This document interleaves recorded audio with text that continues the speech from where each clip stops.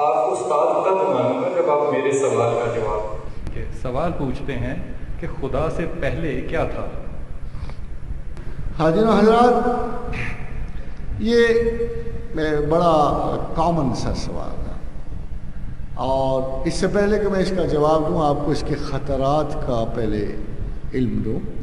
ایک مرتبہ علمیہ پہ جا کر شاید آپ اسی سوال کو ڈیل کرتے ہیں۔ میں نے ابھی آپ سے بات کہہ کے آتا ہوں کہ اسلام ایک میٹافزیکل دین ہے، اور میٹافزکس کے ایک مقام میں یہ ڈسکشن ضرور آئے گی۔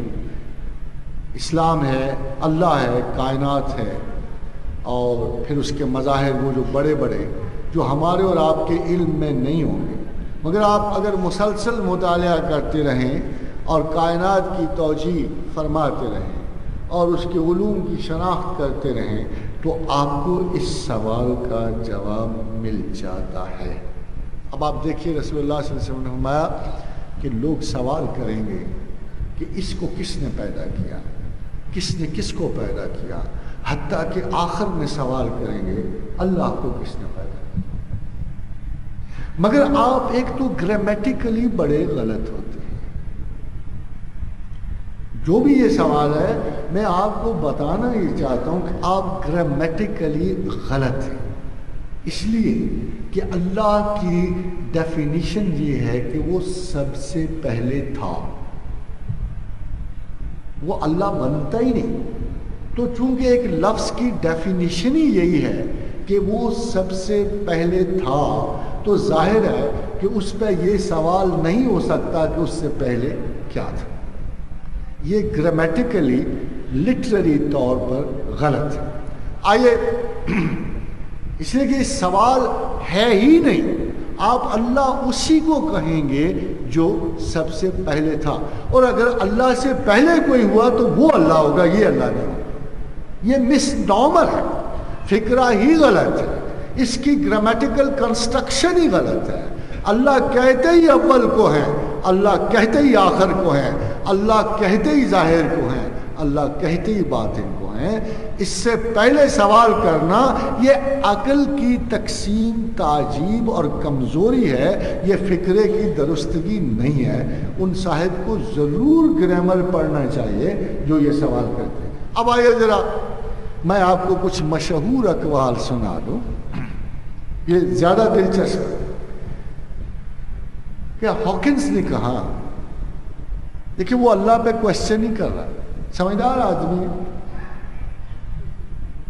دانشور ہے، کاسمولوجی میں بڑا نام ہے، بڑا معتبر نام ہے، کائنات کی توجیہ دیتے ہوئے اس نے کہا کہ تمام ایونٹس آف کائنات ڈٹرمنٹ ہیں، تمام ایونٹس آف کائنات ڈٹرمنٹ ہیں۔ ایک چیز جو کائنات کے مطالعے سے پتہ لگتی ہے، اگر مجھے معلوم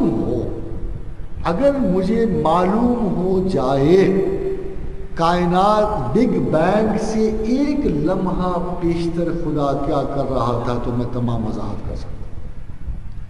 اگر مجھے معلوم ہو جائے کہ بگ بینگ سے ایک لمحہ پہلے خدا کیا کر رہا تھا تو میں تمام کائنات کی وضاحت کرتا ہوں۔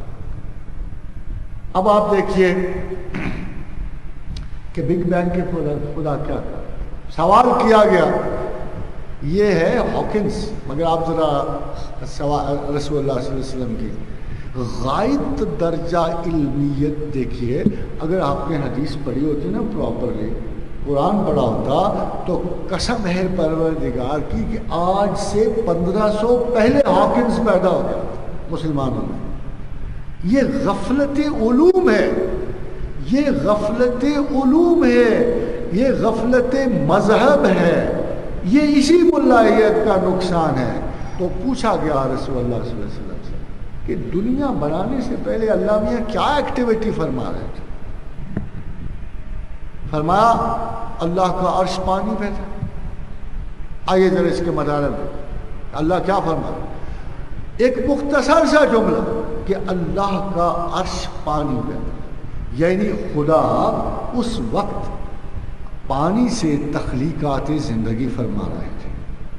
اللہ کا عرش پانی میں کہ وہ دیکھیے اب قرآن کی دوسری آیت کو اس کے ساتھ ملائیے, وَجَعَلْنَا مِنَ الْمَاءِ كُلَّ شَيْءٍ حَيٍّ, کہ ہم نے تمام حیات کو پانی سے پیدا کیا. تو رسول اللہ کی اس حدیث کا مطلب یہ ہوگا کہ ابھی دنیا نہیں بنی تھی, ابھی یہ کرۂ ارض 6 بلین سال کی یہ کانسٹلیشن اور 4 بلین ایئرز کی یہ دنیا ابھی سورج سے جدا ہو کر قرار پکڑ رہی. آپ کو یاد ہے قرآن کیا کہتا ہے؟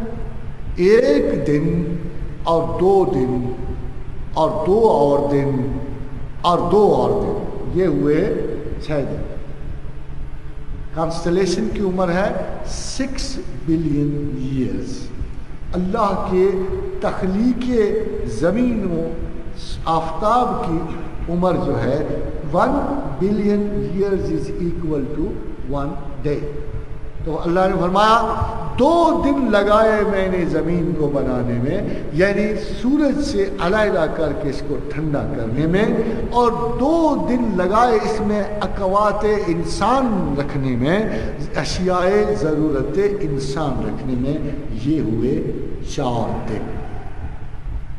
اور اس کے بعد ثم استوى الى السماء فسواهن 7 سماوات, ہم بلند ہوئے آسمانوں کو اور پوری 7 کائناتیں تخلیق کی. یہ ہوئے 6 اور دن. اب ذرا غور فرمائیے کہ وقت کا پیمانہ بدل جاتا ہے. انسان پہ اور ہے, تخلیق پہ اور ہے, کائنات میں اور ہے, اور کہیں بے حساب ہے, کہیں حساب ہے.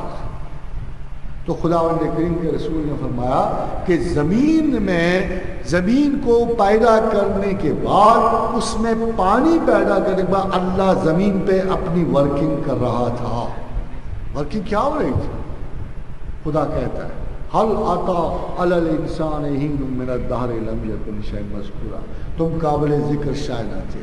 میں ایک سنگل سیل سے حیات شروع کر رہا تھا, پھر میں ڈبل نطفہ شروع کر رہا تھا, پھر سماعت اور بصارت دے رہا تھا, پھر انسان کی ضرورت کے مطابق میں جانور پیدا کر رہا تھا, میں بکریاں تخلیق کر رہا تھا.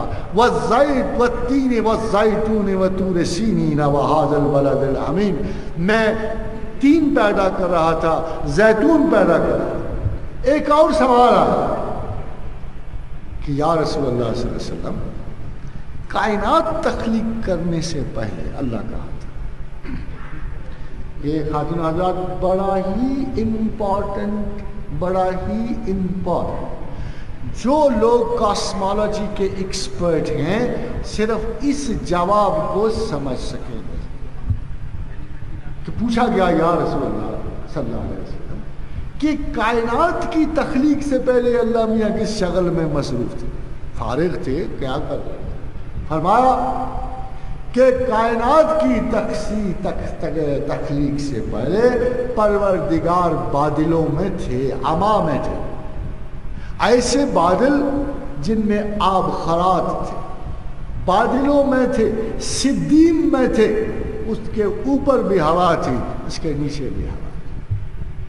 یعنی تخلیق سے پہلے, کائنات کی سولیڈیفیکیشن سے پہلے حضرت اللہ جو ہے وہ کچھ بادلوں میں ورک کر رہے تھے, کچھ ایسی ہواؤں میں ورک کر رہے تھے, کچھ طوفانوں میں ورک کر رہے تھے.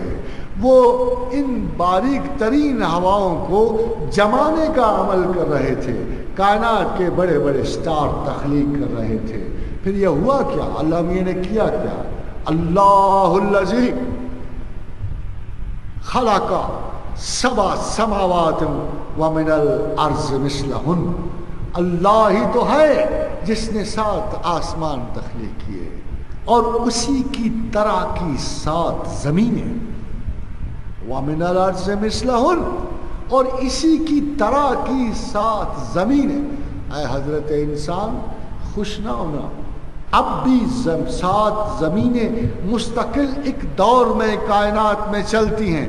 اللہ آپ کو بنانے کے بعد تھکا نہیں تھا, نہ آپ اکیلے نہیں ہیں, اس کائنات میں 7 زمینیں ہیں. وَمِنَ الْأَرْضِ مِثْلَهُنَّ. سوال یہ ہے کہ زمینیں زندہ ہیں کہ مردہ ہیں؟ تو فرمایا وَيَتَنَزَّلُ الْأَمْرُ بَيْنَهُنَّ. ان تمام زمینوں میں میرا حکم اترتا ہے، ان تمام زمینوں میں میرا حکم اترتا ہے. یہ بات تمہیں اس لیے بتائی ہے کہ تم 21ویں صدی تک پہنچو گے، 22ویں صدی تک پہنچو گے. تم میں بڑے بڑے دعوے دار ڈاکٹر ہود جیسے پیدا ہوں گے، افتخار جیسے پیدا ہوں گے، ہاکنز جیسے پیدا ہوں گے. یہ بات میں 1500 برس پہلے کہہ رہا ہوں کہ دیکھو تم زمین کو اکیلی سمجھو گے، ہم نے 7 زمینیں تخلیق کی ہیں. تم کائنات کو ایک سمجھو گے، ہم نے 7 کائناتیں پیدا کی ہیں. وَيَتَنَزَّلُ الْأَمْرُ بَيْنَهُنَّ لِتَعْلَمُوا أَنَّ اللَّهَ عَلَى كُلِّ شَيْءٍ قَدِيرٌ. تاکہ تم جان سکو کہ وہ چھوٹی قدرت والا نہیں ہے. تم کنویں کے مینڈک کی طرح بڑے مینڈک کو خدا نہ سمجھنا، چھوٹی مچھلی کی طرح ویل کو اللہ نہ ماننا. وہ بے حساب قدرتوں والا ہے، بے انداز قدرتوں والا ہے. اگر تمام دنیا کے سمندر سیاہی بن جائیں اور تمام درختان زمین بھی اگر قلعہ کے گوہری بن جائیں تو تمہارے رب کی باتیں پوری ہوں. سو اللہ پہ سوال کرنے سے پہلے اپنے دامن کی چھوٹے پن پہ نظر رکھیں.